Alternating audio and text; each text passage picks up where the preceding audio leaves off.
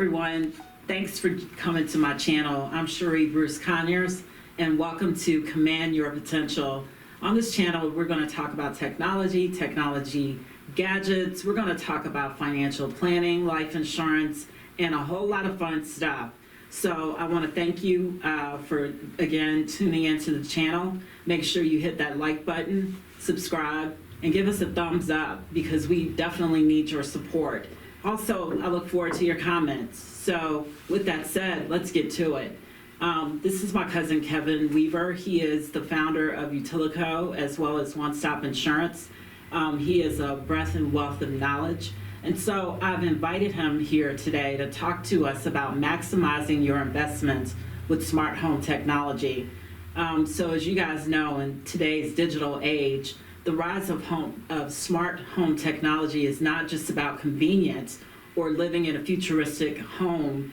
It's also an avenue for innovation and for savvy investors looking to maximize their investments. And so smart home technology, that's going to encompass devices that automate and optimize. So guys, we're going to talk about how to maximize your smart home technology. And as you heard about this, I'm sure, so smart home technology basically is living in a futuristic home. So we're going to talk about your investments with smart home technology and maximizing your dollars. So in today's digital age, the rise of smart home technology is not just about convenience or living in a futuristic home. It's also an innovative avenue for savvy investors looking to maximize their investments. So think of it as smart home technology. It encompasses devices that automate and optimize household functions like your heating, your lighting, your security, and your entertainment, everything that can significantly enhance your property.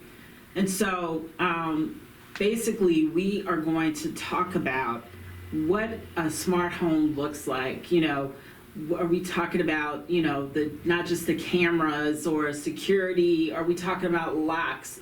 So basically to manage this, you can possibly pay $1,000 to $5,000 depending on the brand for installation costs. However, the key will be your return on investment. So your return on investment are lower costs in insurance, utility bills will decrease, all of that good stuff. So we all know that we like to save a few coins here and there, and 10 to 12% on heating and 15% on cooling each year. I'm telling you, I don't know about you, but I could use those dollars in my pocket. So with that said, I want to turn this over to my cousin Kevin Weaver here. And Kevin, can you give us some ideas of what we would need to do to even get started? Do we need a blueprint? Do we need to have millions of dollars in the bank to get you to come out?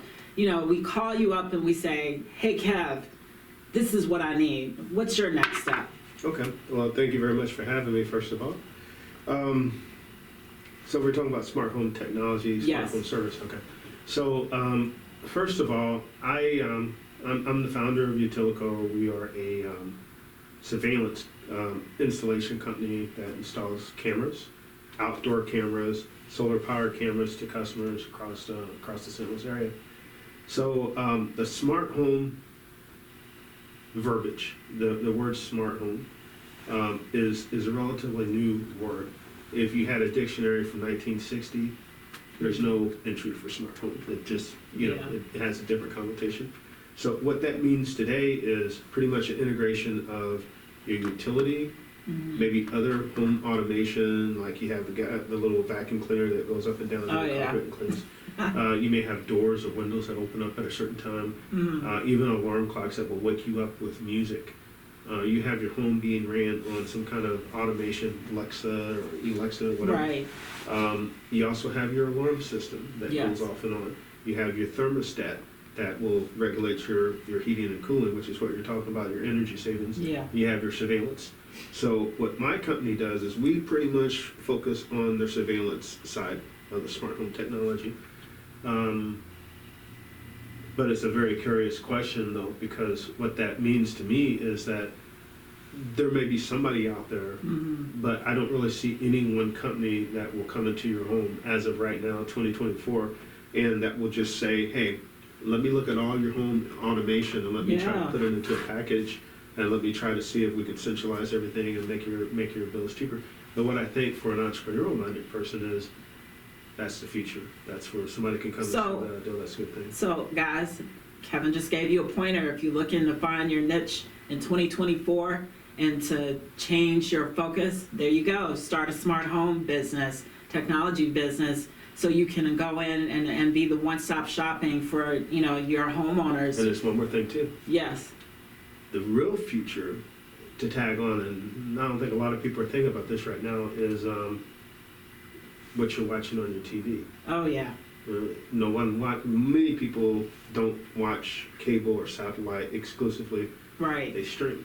Oh, of course. So Yeah. someone who can come up with a home automated business that tackles everything, including programming a streaming service, I think they got something there. So that's really a good point. So, we're really talking about, I'm going to age myself now, the Jetsons, flying around in spacecrafts. I think that's where we're supposed to be getting to, right? That's where our society is moving into. Planes that don't require pilots, or you don't have to drive your own car; it'll drive you. And so, what would that look like for someone that wanted to start that type of business? I wonder if it would cost them like $1 million to get going, or what do you think that would look like? From the business side of the Yeah. future, well, see, starting a business does require money, it does require capital, no doubt about it, but it requires ideals. Yeah. And it requires a lot of hard work and being able to go and take those ideals and formulate them, make them work. And that doesn't necessarily cost money, but in order to make it, to really make it operate, now you're talking money, I'm not sure how much money it would take. It just kind of depends on the ideal. Some ideals don't take very much money at all, depending on how much you want to work it. For example, years ago in the cable utility business, when people were selling cable TV door to door, Right. guys were making hundreds of thousands, millions of dollars Yeah. selling cable. I know, right? Very little cost to do Yeah. it, because they were willing to knock on 200 doors a day Right. and get, recruit people out in the field in a metroplex like Baltimore or St. Louis or New York. They may have a team of 15 to 50 people out there knocking on 100 doors Wow. apiece. Doesn't take any money to do that. Yeah, well, and then you also had, people back in the day that would just, tap along to the cable box and get free cable, that kind of deal. That's the dark So- side. That's a whole So we different keep deal. it light here, we keep it fun, we keep it edgy, guys. So, it's not, we're giving you some good information, but we have to keep it light as well. So, what would one do if they live in our area, or if they want to get in touch with you, even if they live elsewhere, just to, say, how can you assist me in thinking of looking at ideas for smart home technology? Well, in the St. Louis area, I have a lot of different ways to get in contact. Utilico.com, it's on the screen. Surveillance.one is also on the screen. So we have a lot of different ways to get in contact. So basically, you can Google smart home, you can Google home automation, you could go to YouTube, and there's a lot of different videos out there.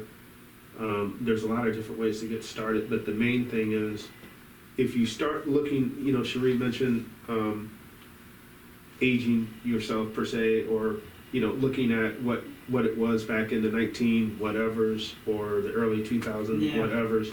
And the fact of the matter is, everything is changing, and it's changing really quickly now. Yeah, it is. So as an entrepreneur, you have to look at the world not necessarily how it is right now or how it was. You have to always be mindful of all those things, but you have to look and find out and discover in your own mind, where is the world going, Right.